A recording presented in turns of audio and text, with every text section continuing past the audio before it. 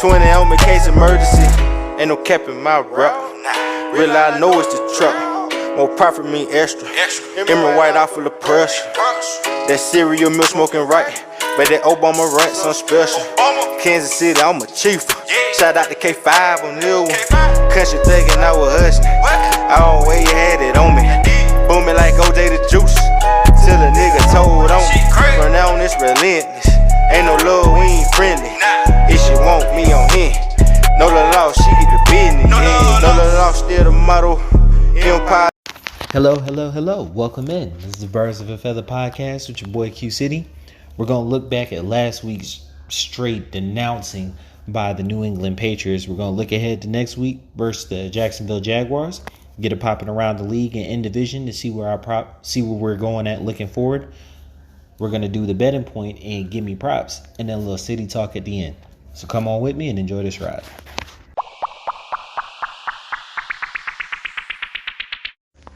Y'all, plain and simple, last week was a beatdown. Last week was a take you behind the woodshed, was a go pick your own switch, was a go sit upstairs on the bed till I get up there with my belt. Just straight beaten. It was bad. It was bad. Bill took Arthur to the woodshed. I said it before the game. Bill Belichick is a defensive mastermind. He's a genius. He's a beautiful mind with the shit. And not only does he embarrass rookie quarterbacks, and that's well documented. First and second year quarterbacks have just fits of a day against him. Arthur Smith has been calling plays by himself for a total of 3 years. This is his first year as a head coach. You're not in the same category, bro. And Bill showed it. Bill defensively stymied his offense.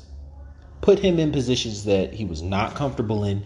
He wasn't able to move. He wasn't able to facilitate his offense. It doesn't help that we don't have a run game in which his offense is based off of, or a mobile big arm quarterback, which his offense is based off of. One thing I have noticed about Arthur Smith, Coach Smith, he is able to work around Matt's limitations. And he accentuates what Matt does well.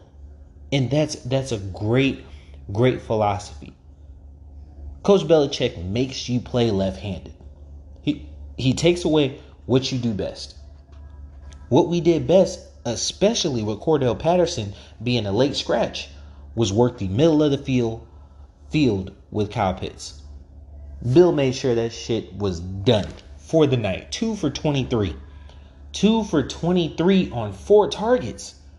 Which means Matt knew, like, bro, I can't even look your way.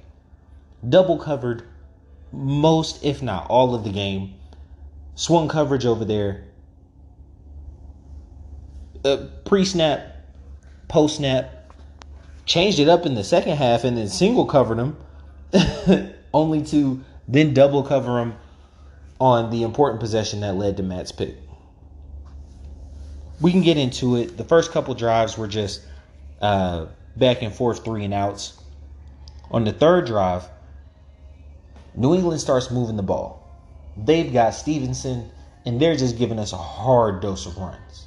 Just honestly and truly challenging our team's toughness.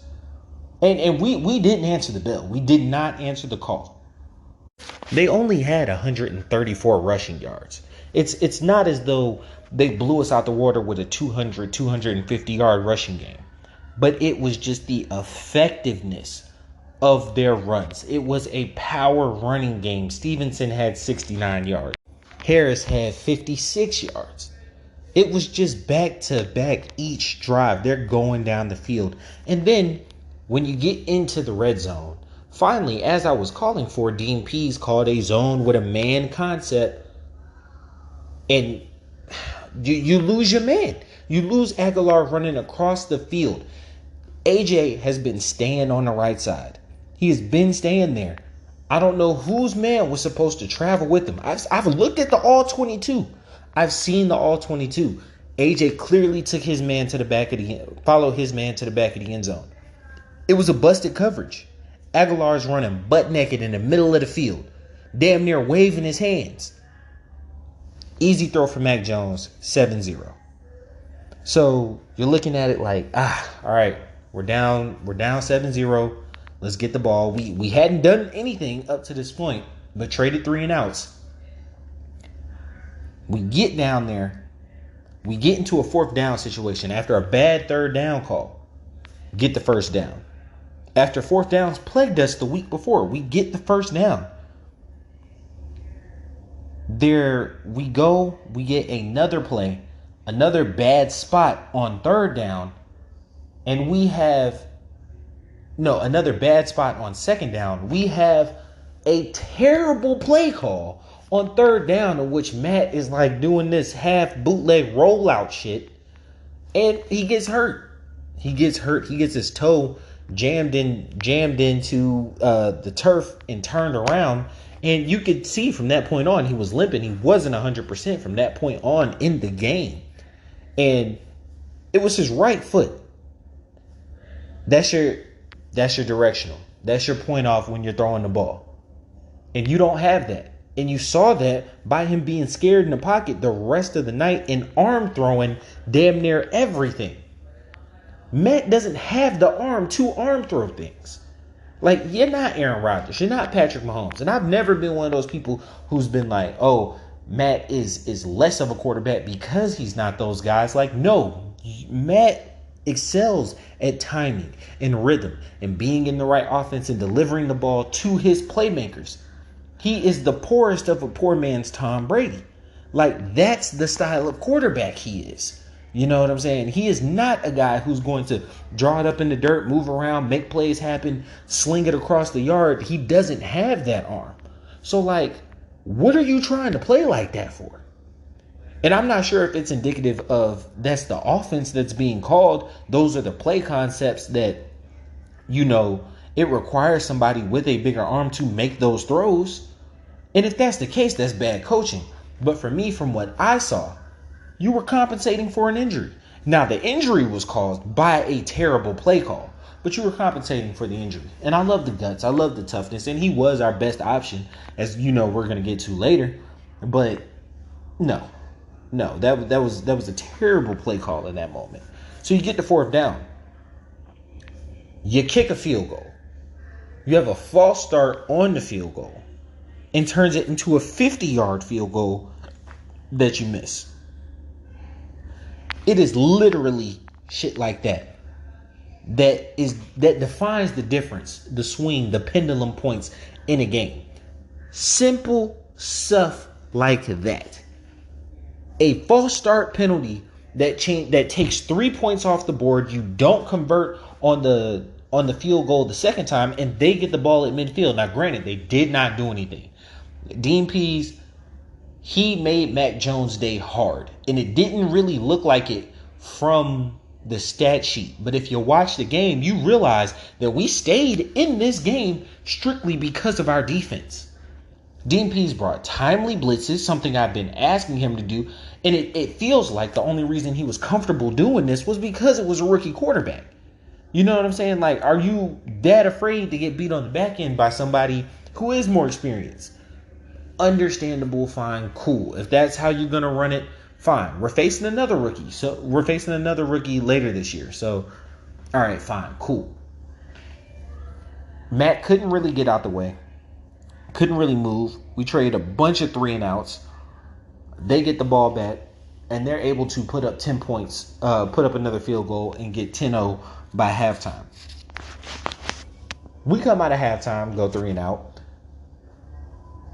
AJ makes a tremendous play, stepping out of his zone, stepping in front of the ball, getting an interception. And he was returning it pretty well. It was exactly what we needed from our defense. And now we're in that sudden change offense where it's like, okay, hey, offense on the field. We're hitting them, shock play, hit them, shock play, run the ball. Okay, we get into a 4th down situation, and everybody in the building understands you got to go for it right here. It is completely necessary to go for it. You call a straightaway running play into the line. When you have not been able to effectively run the ball all night, you call a halfback dive into the line. No action on the line, no movement, no nothing. You didn't move the tight end across the formation to bring an extra blocker, anything. Run the ball into the line. We're tougher than you. When they've been showing all night that they are tougher than you. It was a terrible play call. It was a terrible play call in that moment. And it's the Joes, not the X's and O's in that moment. You know, they had bigger and better players along the line. But part of it is coaching. And you got to be able to scheme something up in that moment that's going to give your team the edge. Especially considering you weren't winning in the trenches. You weren't winning in the trenches all night. Matt was pressured all night long. They get a 3 and out. You get the ball back. Matt throws. He forced the ball. He forced the ball to Pitts. When you look at it, you know, from Matt's angle, it may have looked like Pitts was you were going to get pass interference or holding call. So I get why he let it go. But he airmailed it. Safety basically just walked into it. One of the twins, not Malcolm Butler, McCourty. McCourty just basically fair caught it. You know what I'm saying? So they get that. They end up getting a field goal. It's 13-0. No, it's 16-0 when they got that field goal. Bill has class, and he wasn't trying to run the score up like McCarthy last week or proving a point, anything like that. When they were able to get the ball back again after our 3 and out, they went down. They kicked a field goal. They were perfectly content leaving it at 19-0. They're just making it a 3-score game. You know, you don't really have a point in coming back because for a good portion of this game was 13-0. Then it was 16-0. It was a 2-possession game. We had the ball multiple possessions. It was 16-0 when Matt threw that pick. Or it was 13-0 when Matt threw that pick. Completely in the game. The score kind of gets out of hand at the end because they kick that field goal to get 19. Atlanta takes Matt out. Josh Rosen comes in, complete mouth breather. I talked about him last week. He is not an NFL quarterback. He's not an NFL backup quarterback. He's not an NFL quarterback. The fact that he is on a roster is nothing more than just first round privilege. You know what I'm saying? Like, scouts hate to say they were wrong about something, and so they picked you in the first round, so they're going to give you chance after chance after chance. If he was picked where he was supposed to be picked in the 4th round, there's no way he would be on any NFL roster. He is just terrible. Came in, he's thrown picks in back-to-back games as a backup in spot-up duty. That is terrible. That is terrible. You are not a backup starting for your quarterback. You are a backup in spot-up duty. And you've thrown picks in back-to-back weeks. Trash. One of which happened to be a pick 6. And then, rightfully so, Arthur Smith benched him. Felipe Franks comes in. And it's it. You know, another pick. We're the first team to ever have 3 quarterbacks throw, picks in a game. Basically, they picked off our whole offensive staff.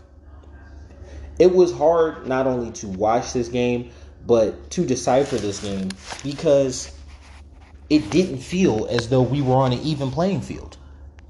In any way, shape, or form outside of when our defense was on the field against their offense. Because when Bill was on the field, when Bill Belichick's defense was on the field against Arthur Smith's offense, that was a practice. That was 1s versus 2s in practice. That was, hey, put the JV on. We just put the scout team on. We just want to see, what we could do. We want to work on some stuff. Because there was absolutely nothing that Arthur Smith threw at Bill Belichick that even pretended to phase the defense. Especially considering we had no protection. The line was absolutely garbage this week. Each of them were complicit in this. You look at our line. You got Jake Matthews, 8-year veteran, done got his whole contract and been re-signed. He's in the 3rd year of a 5-year deal. So he can actually be cut after next year if you wanted to. But, he, believe it or not, has had a halfway decent year. Like, no one has really been hitting Matt from the blind side crazy like that. He had a terrible game against Tampa. He had a bad game against Tampa. Other than that, he ain't had a terrible season. In the middle, we got the rookie Jalen Mayfield. We picked him the 3rd round this year. And I'm going through this because people always talk about Falcons need to get line, draft line. These are day 2 picks. These are day 1 and day 2 picks. These are the meat of your team.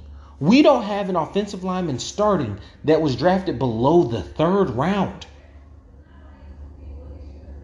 You expect 1st, 2nd, and 3rd rounders to not only participate, but be active starters on your team. You got Jalen Mayfield in the 3rd. Jalen Mayfield in the 3rd round at left guard. He's turnstile, just getting abused. And it's like, all right, he's a rookie. You hoping he's going to grow into it. At center, you got Matt Hennessy getting ran the hell over. Ran through like a drunk cheerleader in a frat house. It is bad. Like, what the hell is happening?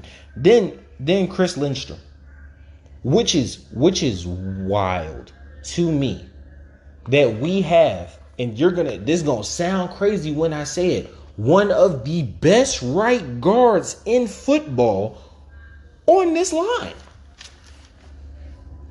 Pro Football Focus, Football Players Anonymous, coaches, Chris Lindstrom might be a Pro Bowler this year. He is actually playing very good football. When you watch him, he's holding his blocks, he's firing off the ball on run blocks, and you're like, yo, this kid is good. The reason he looks so good is because he is next to what might be the worst right tackle in football in Caleb McGarry. Caleb McGarry might be the worst right tackle in football and might be one of the biggest tackle busts in recent history.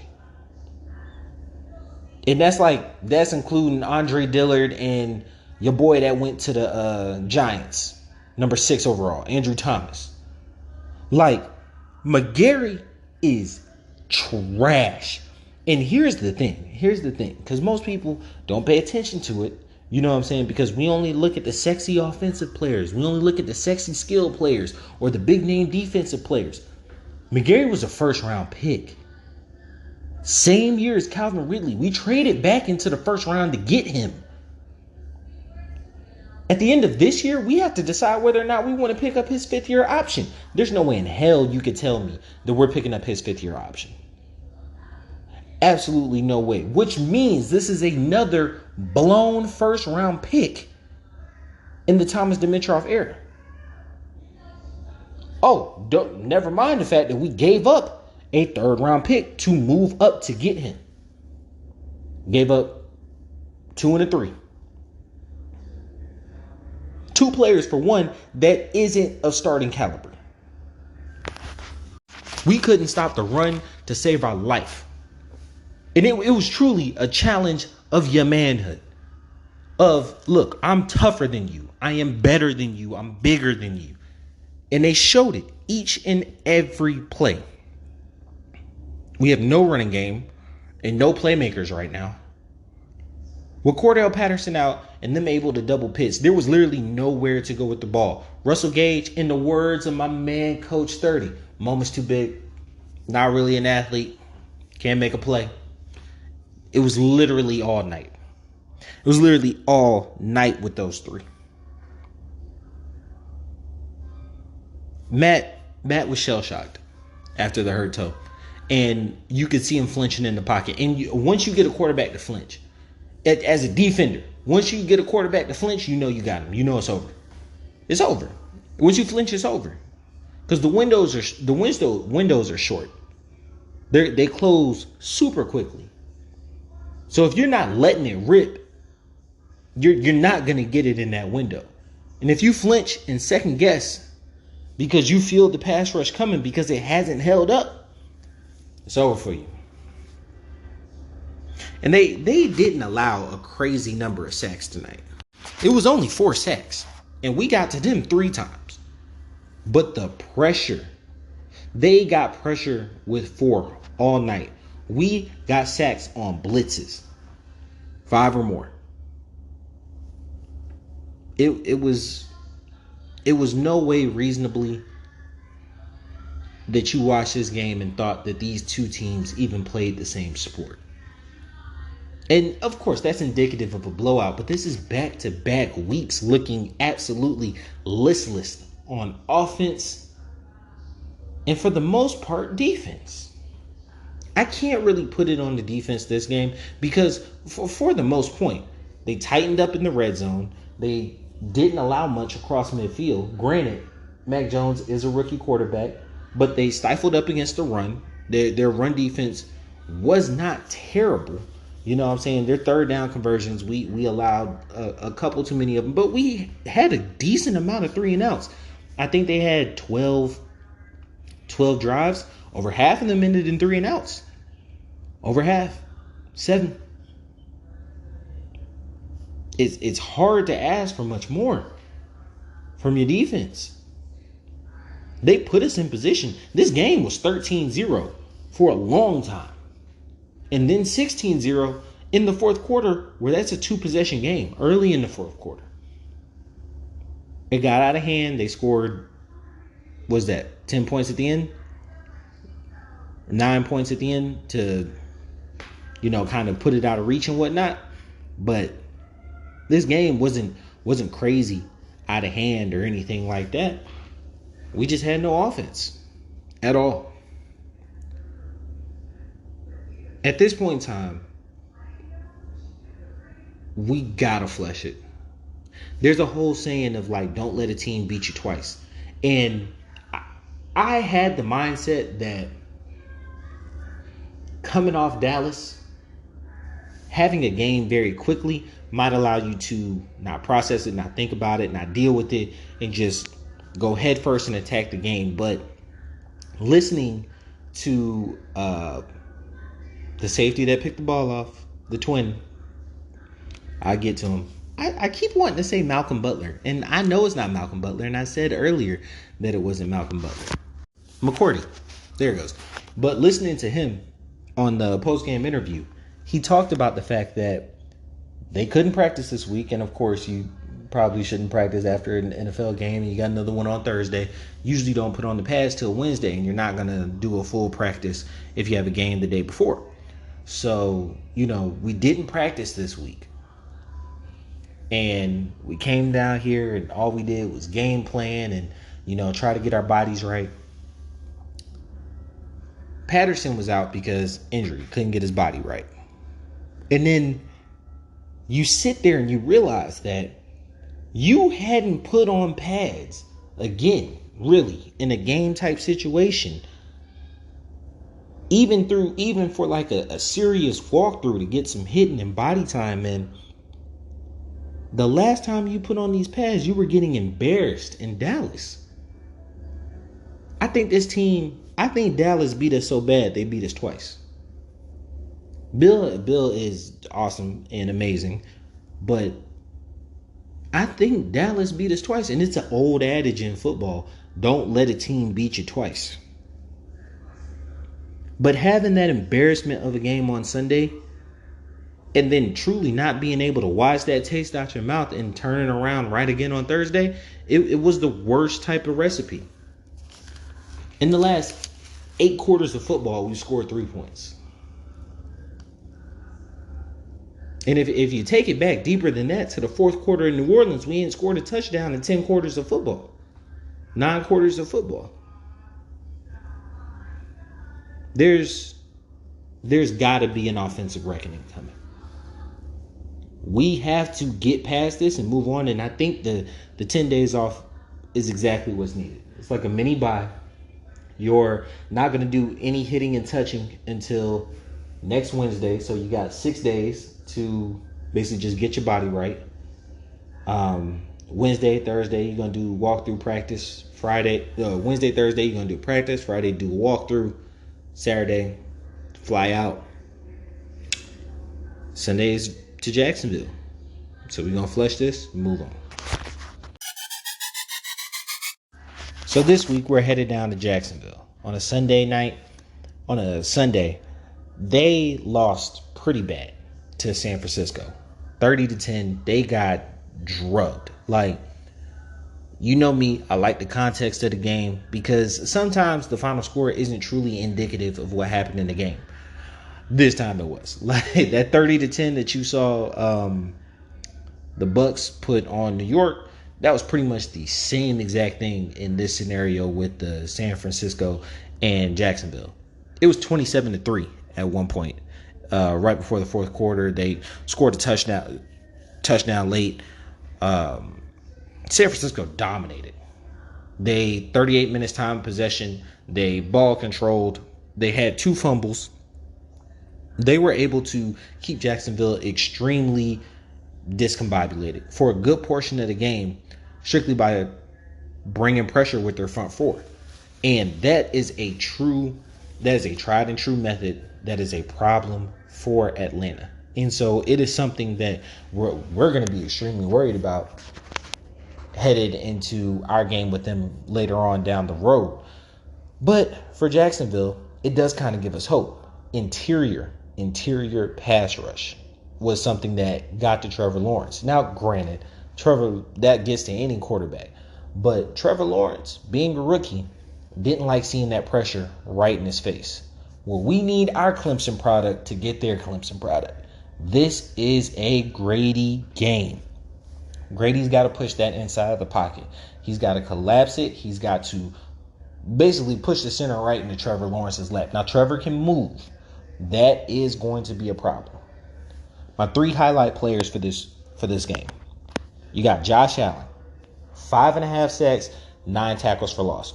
Dude is balling. Now, to be fair, 5.5 sacks. He had 3 of them against Josh Allen. Josh Allen on Josh Allen. But no, 2 of them against Josh Allen. So for the rest of the year, he's had 3.5 sacks. His first round pick out of Kentucky. But those 9 tackles for loss, he is a monster in the run game. He's an athletic freak. And sometimes their defense is really weird and they be dropping him out in the coverage instead of just letting him rush the passer like he's really, really good at doing. Second key player, you got Miles Jack. He's only got 3 tackles for loss and 67 tackles, but he is the heart and soul of that defense. He directs traffic. He's flows to the ball very, very easily. He's the prototype that Debo is. You know, he's going to cover backs out the backfield. I don't think that they are dumb enough to line Cordell in the backfield and have Miles, cover him out of the backfield. But if they are dumb enough to do that, that would be an awesome day. But 9 times out of 10, he's probably going to be matched up on Mike Davis whenever Mike Davis is in the backfield. I would love to see more of Allison because he actually provided some pop and spark. Because I don't know who that man was in Carolina, but that's not who came to Atlanta. That man's stealing money. I'm telling. But no, I want to see Allison a bit more in the game. And if he is, that's who Miles Jack will, shadow and carry. Lastly but not least, my last key player is Trevor Lawrence.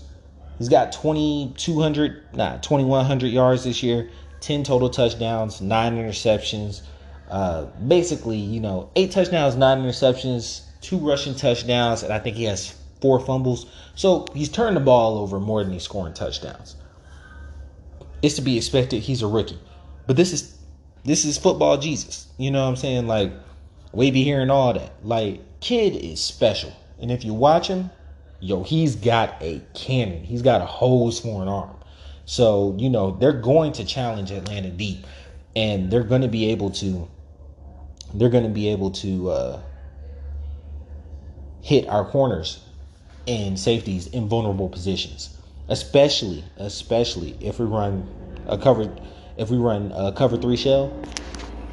Okay, sorry about that. That was it was very rough. It was something going on outside. So, scratch all that.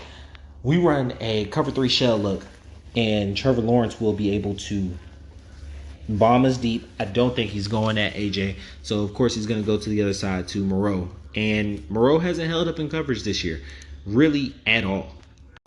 Marvin Jones, their big free agent addition, is able to make contested catches. Same with DJ Chark. I see both of them guys being able to, body our DBs. AJ is going to have his handful today. I don't think Trevor is afraid at all, and I don't think they're going to game plan to not throw at him like other teams have been doing this year.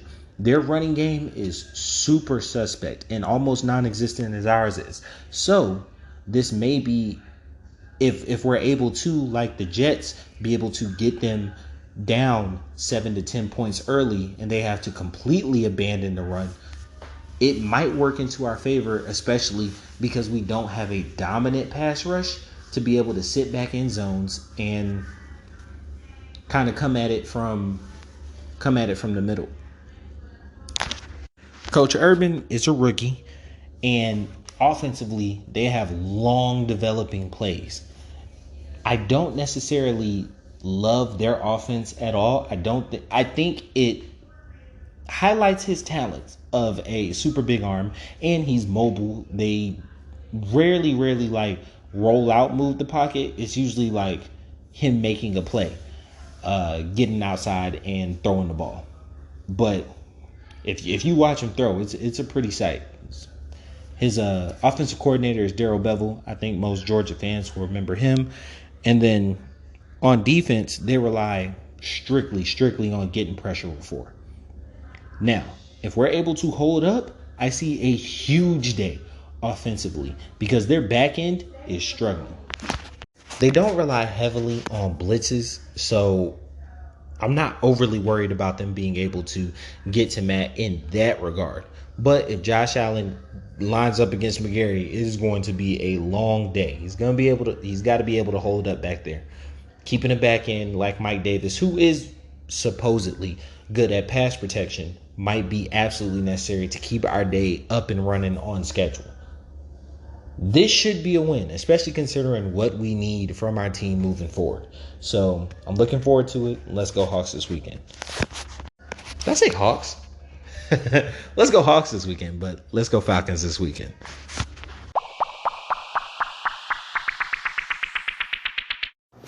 In Division is sponsored by Courtney Hagen's Credit Repair. Bad credit ain't cute. Get your credit right at CourtneyHagans.com. So now on to In Division. First, in the one spot, the Cardinals. They're 9-2. They've gone 2-1 without Kyler Murray and D-Hop. Like, this team is beyond on a roll. They got a 2-game lead on the Rams.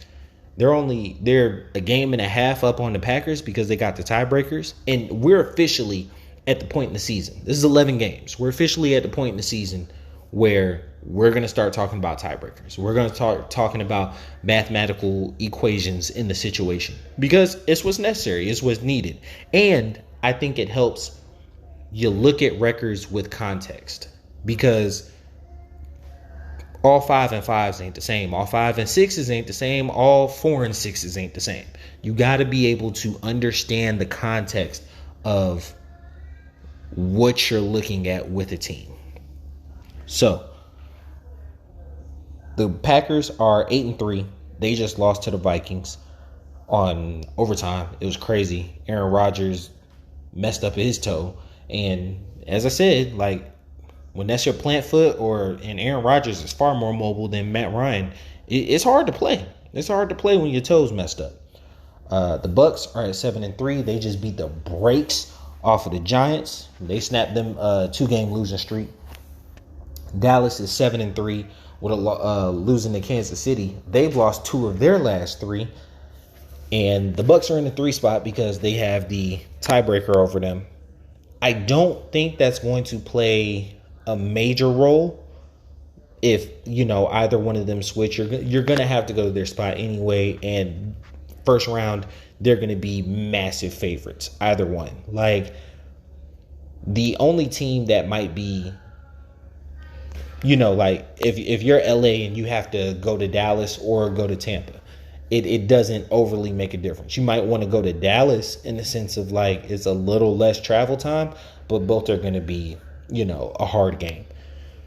In the 6th spot is the Saints, who just lost to the Eagles. So they're on a 3-game losing streak at this point.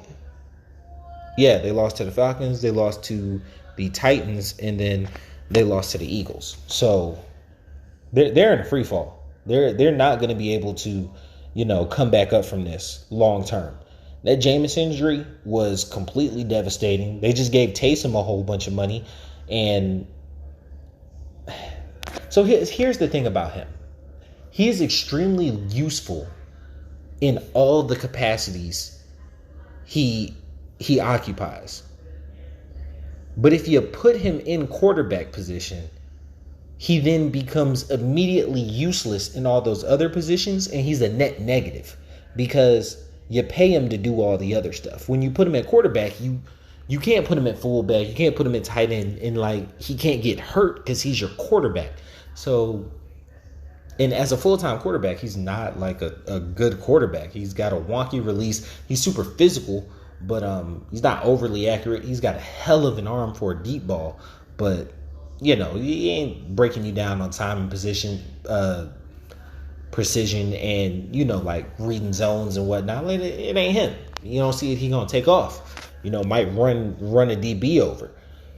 But regardless, Simeon's gonna be the starter for right now, and they're 5-5 and lost to the Eagles.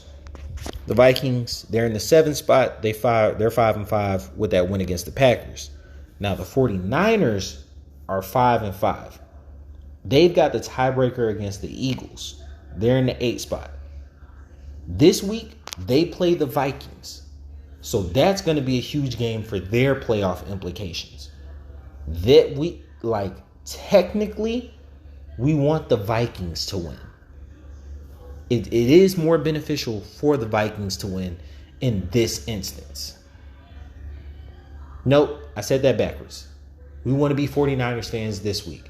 It is more beneficial for the 49ers to win. If the 49ers win, they move up to 6-5. 6-5. The Vikings move down to 5-6. And we play the 49ers later this year. So, 49ers fans this week. Especially considering they had the tiebreaker against the Eagles. The Eagles are in the 9th spot. They have the tiebreaker on the Saints, the Panthers, and us. They damn near swept the NFC South. The only team they lost to was the Bucks. So they're coming on. Jalen Hurts, it was a lot of people that was like, oh, that's a running back playing quarterback. But dude is shown. To me, he's like a faster Dak. You know what I'm saying? Like he's doing his thing. And they've got a staunch defensive line. And they're built up on the offensive line. He's got a team around him that, hell, he can do something with. He might be able to win a couple more games or string some games together. The Panthers are at 5-6 right above us. I'm pretty sure they had a bye this. No. They lost to Washington this week. Washington is at 11 at 4-6. They've got the tiebreaker against Atlanta and us. Atlanta and the Panthers. They just beat the Panthers this week. They've got 2 games versus Philly and a game versus Seattle. So, we actually need Washington to sweep Philly, or at the very least split with them, to give them some losses to get us back up. We're in the 12th spot. It sounds bad. 4-6. We're in the 12th spot. We've got all these people above us that have tiebreakers. But We play the Saints. We play the Panthers. We play the 49ers. So we control our own destiny. Everything you want is right in front of you. You beat each of those teams, you're handling your own business. You're putting your destiny back in your own hands. The other games that we have are Jacksonville, Detroit, Tampa, and the Bills. What are we talking about here? You got Jacksonville with the rookie quarterback and rookie head coach who you should beat. You got Detroit, who's the worst team in football. Now, granted, you got the Bucks and the Bills in there, but the Bills ain't looking like world beaters right now. And the Bucks are probably going to beat the brakes off you, but you expect it to be swept by the Bucks. You can't look at the final score all the time. It's a dub or an L. It's a dub or an L. You lose 50-1 or 50-2, it's a loss. You win 50-2, it's a win. You don't get no bonus points. It's not college. You don't have to worry about the BCS. None of that. It's a dub or it's an L. And so everything you want is right in front of you because the teams in front of you, you play. You play. I don't see Tampa falling that far. You know, they would literally have to lose 3 more games just to get tied with somebody like the Panthers, us or the Saints. They're, in all truth and honesty, they're probably going to lose 2 more games this year in total. I see them as a 12-5 type team. Be that case as it may, we play the Saints, the Panthers, the 49ers. Those are the 3 teams we have to beat. Those are playoff games for us. And that's what you want entering December, is for your games to matter. It starts this week. We got to beat Jacksonville. But after Jacksonville, we go to Tampa. And then we play the Saints. Our next 3 games, we need to be 2-1. One way or another, we need to be 2-1. And then from there, we control our own destiny at 6-7. And that's what you want, like late December, early January. You want to be able to say that you're playing games that matter. There's absolutely no reason we should lose the Lions game. And the Bills might be a loss, but that 49ers game is really going to decide whether the 49ers and the Panthers games are really going to decide whether or not we're going to be in the playoff hunt this season. Behind us is Chicago at 3-7 and Seattle. Seattle's looking all types of weird and funky. They would literally have to win out and go 9-7 and get a whole bunch of help because they have like a super amount of tiebreakers. If they lose one more game, mathematically, they might be eliminated. If they lose one more game, and I think Panthers, Washington, and Atlanta all win 2 more games, they might be mathematically eliminated at that point. And then Detroit down at 0-8-1. Monty Willams, just for a little cross-sport reference, has this quote. And he's like, everything that you want is on the other side of hard. And it perfectly encapsulates what's going on with this team right now. You have dug yourself into this hole. You 4-6, but at the end of the day, you're 4-6. We won 5 games last year. No, we won 4 games last year. We've already matched last year's winning total. Already. Everything you want is on the other side of hard. Yes, you got your manhood challenged. Yes, you got your team's toughness called out. Yes, you got players calling out offensive linemen for not helping up Matt after letting up a sack. Yes, you have a player leaving dealing with mental health issues. Yes, you have a running game that is damn near non-existent. But guess what? It's time to buckle it up and get it together. Because absolutely at this point, it's hard. And everything you want is on the other side of that. You got to scheme better. You've got to play better. And the teams that you've got to beat to get to where you want to go are right in front of you. We can't be like, oh, this is a tanking season. This is a draft position season, because we don't have the cap for that. We don't have the cap for that at all. So you've got to make a playoff push this season, because that's what the money spent on your team dictates. Everything you want is right in front of you. Gotta go get it. All right, now on to my favorite portion, the betting portion. Give me props. So I entered this week at 8-8. I gave out 2 extra picks. Then I gave out like a little bonus flyer. I went 3-3 this week, so I'm 11-11 overall. So I had total receiving yards for Hunter Henry 33.5.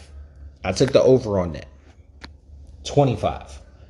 And it was a drop pass because he should have hit the over on that. But they didn't have to put the ball in the air too much. They were definitely dominating and controlling the game. The second one was total kicking points for Koo, 5.5. I took the over. Obviously, they didn't score any points. Even if they had hit the field goal when they were in range. Now, see, had they hit that field goal when they were in range later in the game, they probably wouldn't have gone for it on 4th down at that point. They would have been liable to kick a field goal, which means I would have hit the over. But if it was a fifth, we all be drunk, right? Shoulda, woulda, coulda. Matt Ryan, interceptions, 0.5. I took the over. That was like the easiest lock bet in the world. Against Bill Belichick, Matt Ryan has thrown an interception, I think, every single time he played him outside of the Super Bowl game. He did not throw an interception in that game. But, yeah, no, Bill's been able to get a beat on Matt pretty easily. So, that was a lock. Total passing and rushing for Mac Jones, 259.5. I took the under. There's no way he was generating that much offense, even with him having what would be considered a really good day.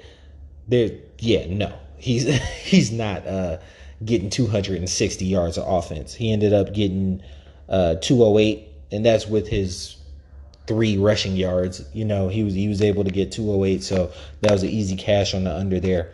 I had Kyle Pitts for a touchdown. That was obviously they did not score. He wasn't really even in a position to score at any point during this game. And then the last one, I had Russell Gage with the most receiving yards and for the Falcons, and that was a plus 150. Cashed on that. He had a plus 500 if he was the most receiving yards for the game. I just gave him out as most receiving yards. It didn't specify which one. So if you had him for the game, that was a loss. I had him for the Falcons. It was a plus 150. Bam, I'll take that. So, yeah, 3-3 this week. And the little bonus I gave out was the Matt Ryan for 3+ touchdowns was at a plus 10,000. So, if you put down $100, you'd have won $10,000. And, I've pissed away money before, so if you can find a bookie, or I talked about how sports betting and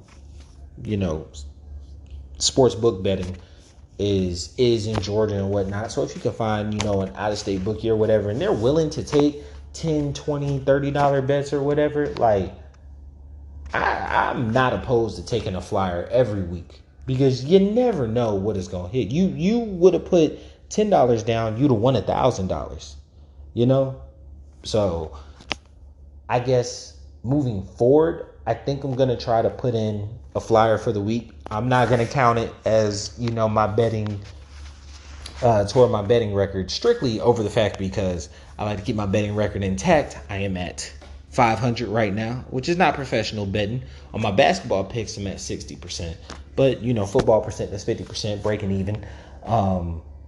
Ain't lose none, ain't make none. But I can give out a flyer for the week just to, keep it interesting. And once you see the odds, it's kind of tantalizing not to do, especially if you're not going to do a parlay on these picks, which I haven't done since week 4. Since the Calvin Ridley week, I have not done a parlay. Not a one. I refuse to get my heart broken like that again. So I just been doing straights. So yeah, of course, I give a flyer for the week. And I'm going to be having a friend on the pod eventually. His name's Gregory, and he is on fire betting. I would love to pick his brain to understand how he bets and kind of his motive or whatever, but he is on one hell of a hot streak. And betting is becoming big. It's been big. It's becoming huge.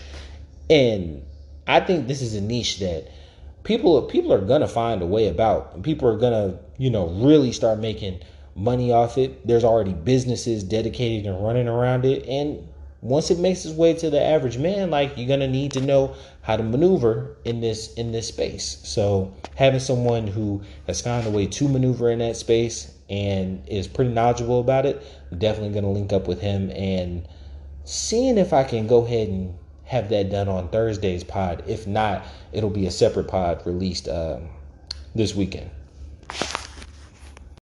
Y'all gotta forgive me, man. I went to the Hawks game, saw them beat up the Thunder last night, and it was amazing to get back into State Farm Arena.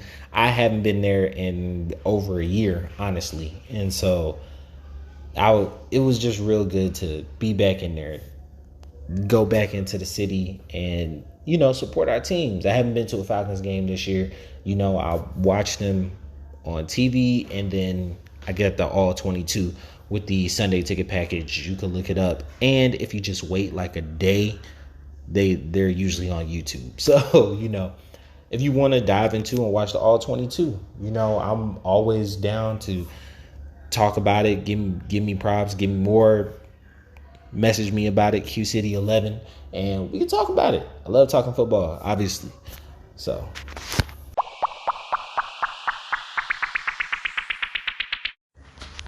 all right, y'all. Now on to some city talk.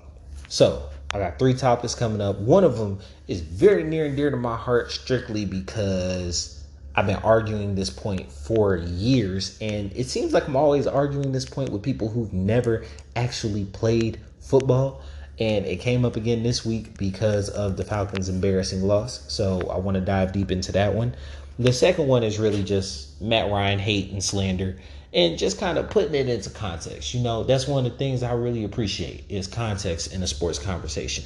You can have your opinion, I can have my opinion, but let's put some context to it.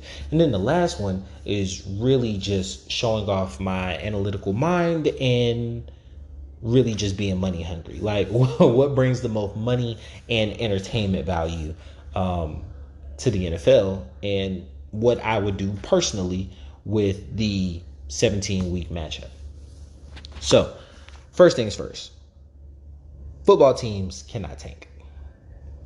This conversation has come up over and over again with people, and I really feel like I have this conversation with people who don't or have never played football. Football hurts. Football is extremely just time consuming, grating on your bones, grating on your mental. And this is at the lowest level. This is not even professional. And I'm telling you, there's never a time where you step out onto the field and you're just like, I'm not gonna give it my all today. It does not work like that. First off, teams don't tank. There's no player in any organization in the National Football League who has an agenda to not go out there and win. That never happens. Now, you cannot be as talented as another team. Like the Lions, the Texans, and the Jacksonville Jaguars. And hell, honestly, I would put the Jets and the Falcons there too, are just not as talented as other teams in the NFL.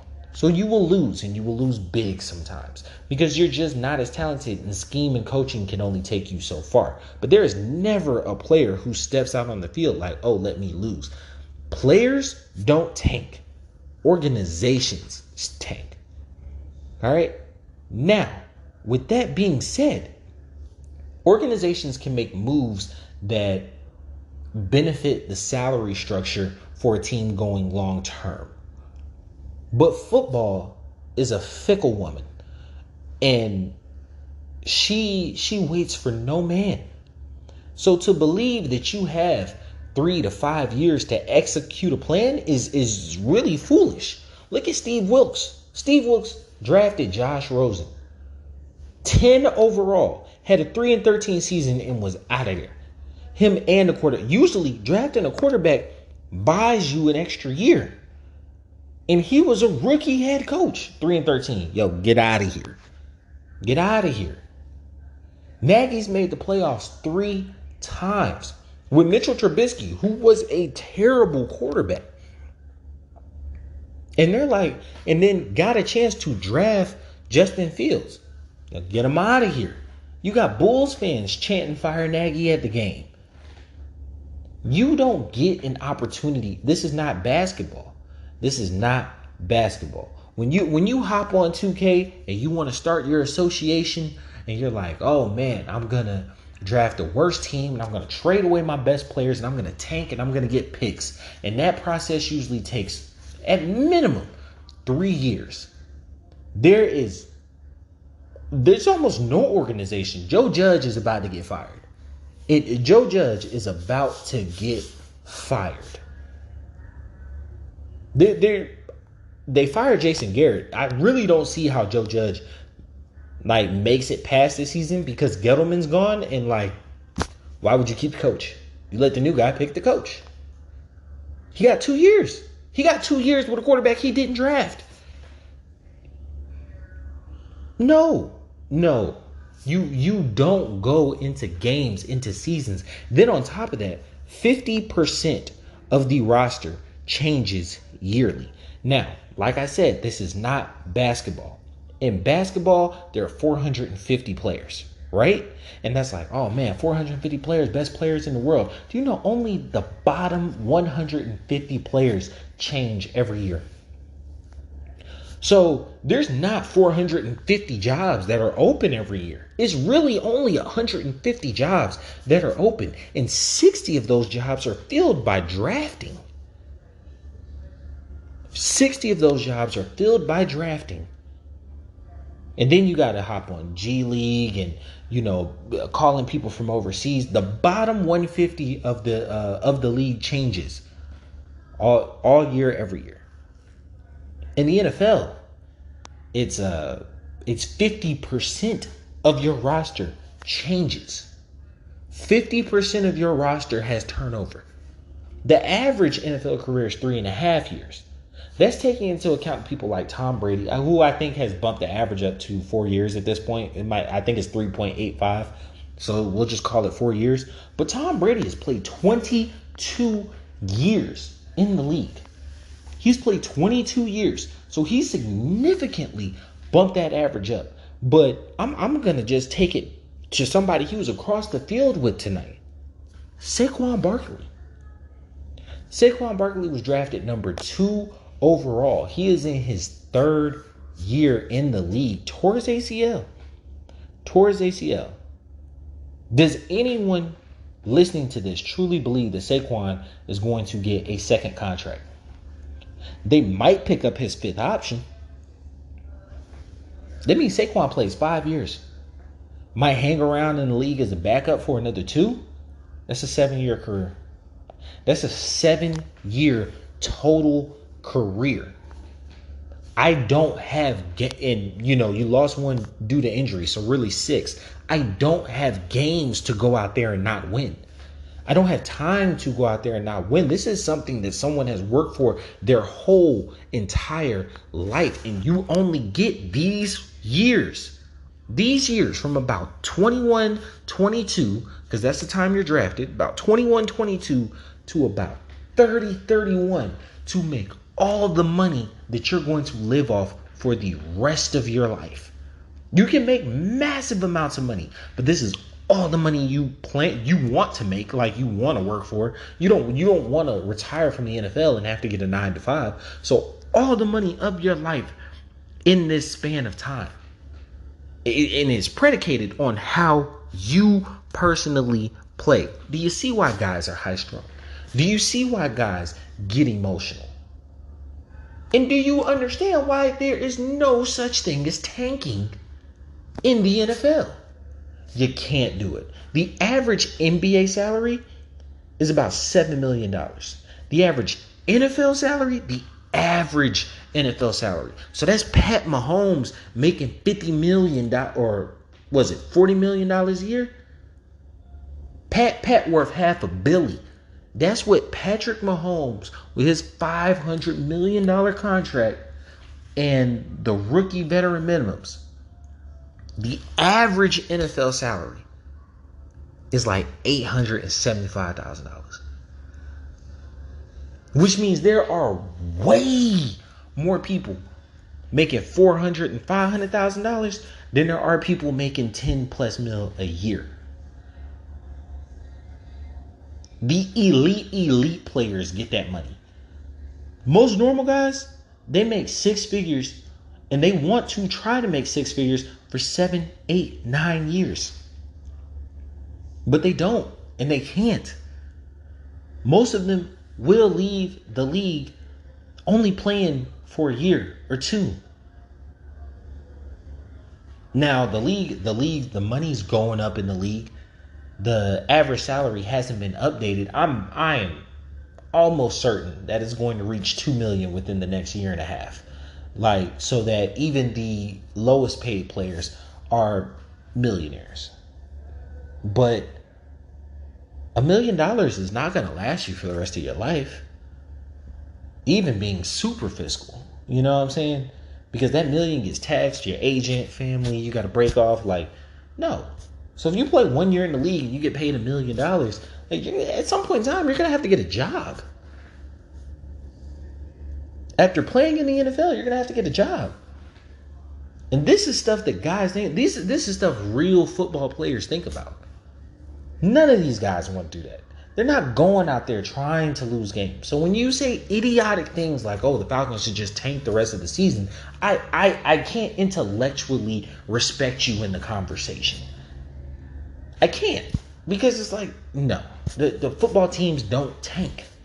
They don't. The next point is, how married are you to quarterback wins in regards to quarterback stats? Now, this came up because people were banging on Matt, and Matt has a lot of counting stats. He's got, top 10 in yards. He's got a bunch of touchdowns. Matt doesn't win like a quarterback of his stature you would expect him to win. When I look at quarterback wins, though, there's people with some interesting win percentages. I'll just go current guys. Tua's like a 725 win percentage. Now, that is a virtue of having an amazing defense and a pretty good coach. Even though he's been in and out the lineup, Ryan Fitzpatrick saved him for 3 games last year, 2 of which were wins. And he got credit for him because he started the game. Look at somebody like Mitch Trubisky, like I mentioned earlier. He made it to the playoffs 3 times. No, 2 times out of his 3 years as a starter. Mitch was a terrible quarterback. They actually had to design plays to work around the fact that he couldn't see the field. Matt is a far better quarterback than both of them, but hasn't had the support system necessary to get wins. And that is why it is hard to argue with why quarterback wins isn't a perfect stat for the effectiveness of a quarterback.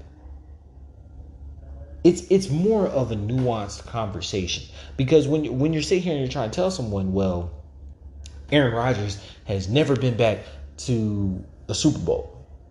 Well, the 1 year he won the Super Bowl, he had a top 10 defense. In fact, most years that a guy wins the Super Bowl as a quarterback, he has a bottom half defense. And I think it's like 66%, 66.6, which is like 2/3 of the time, he's got a top 10 defense. You're not going to win without a defense. Okay, well, what has Atlanta's defense been ranked for the past, I'm going to just go 5 years. 27, 28, 27, 31, 27. You got a bottom 5 defense Consistently bottom 5. What did you think was going to happen? What did you think was going to happen? The 1 year in which you had was 13th ranked defense, you made it to the Super Bowl and had a 25-point lead. Side note, someone said 28 minus 3 equals 25 to 0. That hurt, and I hope you stub your pinky toe after stepping on a Lego. Appreciate you, big dog. But no, truth nasty. You give a good quarter. Now, conversely, Tua has had a top 15 defense both of his starting years. Now, granted, he has the wins to accompany it, but Tua can barely keep a job. The true hallmark of like top echelon great quarterbacks are Patrick Mahomes, Justin Herbert, hate to say it, Josh Allen, and like Aaron Rodgers, who consistently have bottom ranked defenses and still put their teams, like still win and put their teams in the playoffs. You know, I wouldn't even put Tom Brady in that category because Tom Brady has consistently, well, one, he's had the greatest defensive coach ever, but I don't think Tom Brady's ever had a defense like ranked below 12 or 13. Like, his defense is always on point. Those guys who can really put them on their back and carry a team deep, but Matt's not that guy, and I've never said that Matt is that guy. Matt is definitely in the mold of a Kirk Cousins. When Kirk Cousins has a top 15 ranked defense, he's going to win 66% of his games. He's going to win 2/3 of his games. And that's what you expect from Matt. That's the type of quarterback he is. No guy can do it alone. And you want to slander and bang on the guy, I get it. He's not an upper echelon quarterback, but he's never been an upper echelon quarterback. Matt is a B+ quarterback. Always has been, always will be. There's Hall of Fame chatter. I don't know about all that, but he's got a lot of counting stats. And I think we're going to, as we evolve as a sports society, we're going to get to a point to where we understand counting stats for what they are. You know what I'm saying? You look at LeBron Jordan debate. Oh, LeBron has more points. Those are counting stats. You know what I'm saying? There's no reasonable person who would assume that LeBron scores more effectively than Jordan. You know what I'm saying? Nah, he does a lot of other things better than Jordan in the game. But this ain't even a basketball podcast. Even with Tom Brady and Drew. Tom has more yards, but Drew has a better completion percentage. He amassed those touchdowns in a shorter time. He was a more prolific passer than Tom Brady. And respectfully, Peyton was a more prolific passer over his 16 years than both of them. You know what I'm saying? But Tom has all the counting stats at this point. So eventually we're going to have to look to a point to where we're going to understand the nuance between, okay, you've amassed these stats because quarterbacks are playing longer, is becoming a passing league, and completion percentage has skyrocketed with not being able to take guys out across the middle. So the numbers are going to be up. And we're getting to that point to where we understand that nuance. So maybe we do have to shade Matt a little bit. Instead of B+, you're a B- type quarterback in this league. But quarterback wins is not the say-all, end-all, be-all. So you can't put everything on a quarterback, especially when they ain't never been that guy. And that's not shade on Matt. That's just being real. He's never been the guy to, with a mediocre defense, take your team to the next level. He's never been that guy. All right, so the last one, I was thinking about the AFC NFC matchups. The Week 17 game. It's not necessarily Week 17, but the 17th game on the schedule. And what teams I would want to, at least for the next 3 years, kind of lock in to just really build rivalries, build storylines, and I've got a matchup for every team. So first, the Washington football team versus the Ravens. It's the DMV series. You know what I'm saying? And you're gonna see this theme. It's like the travel time, super close, interconference. All these are interconference. You're right there together. That's a DMV showdown. Then you got the Giants versus the Jets, obviously New York. You got the Rams versus the Chargers, obviously LA. I did Buffalo versus Minnesota, one because of proximity, and two because both cold teams. You can have that game late in the year.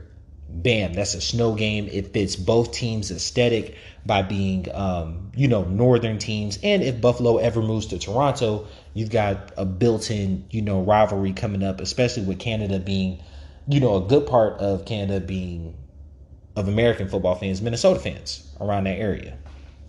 Miami versus Tampa, Florida, interconference, works together perfectly. I got New England versus New Orleans. Hear me out. Both those guys are disciples of Bill Parcells. And for the next 3 years, I don't see Bill retiring, at least for the next 2.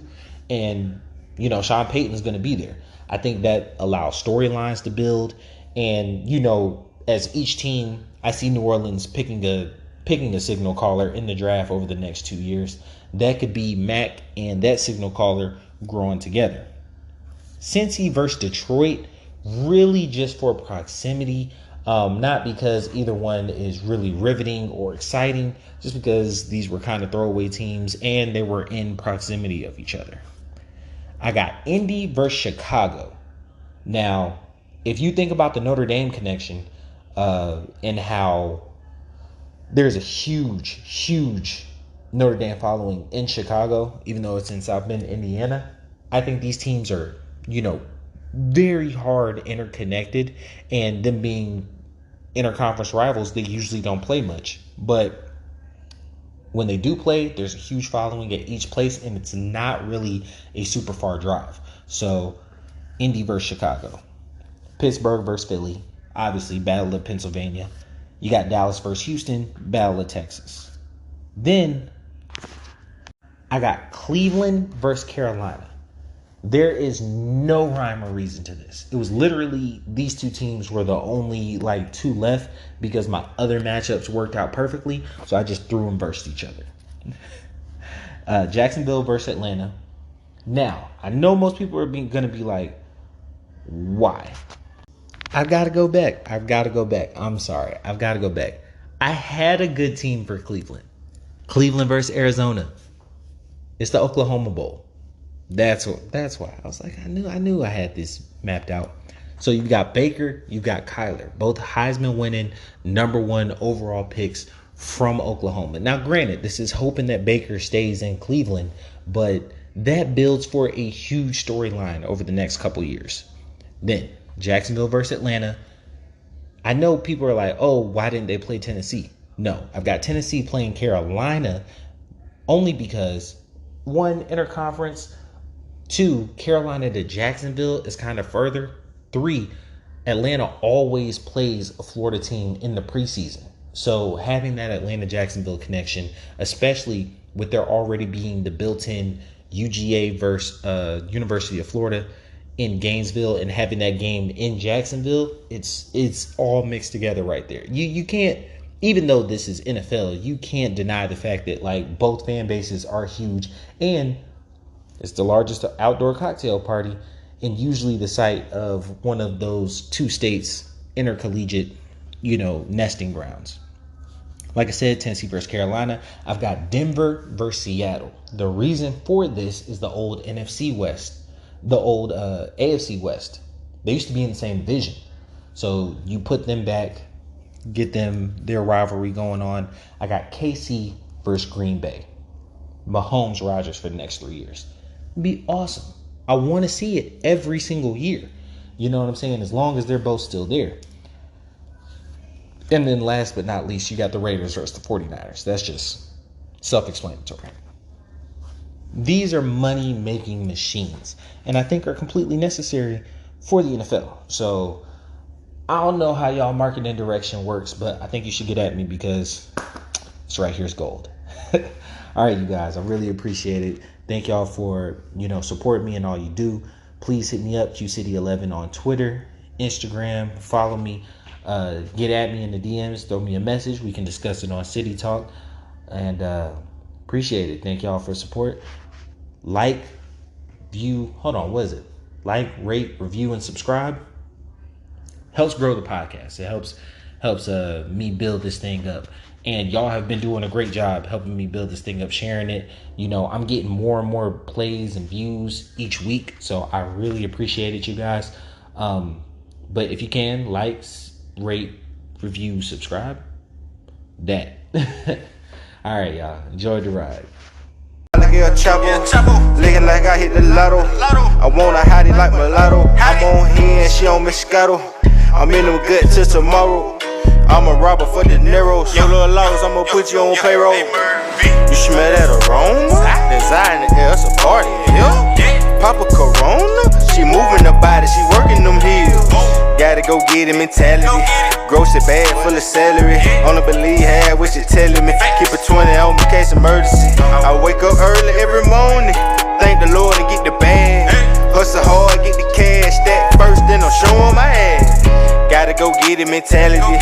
Grocery bag full of celery. Only believe half what you telling me. Keep a 20 on me, case emergency.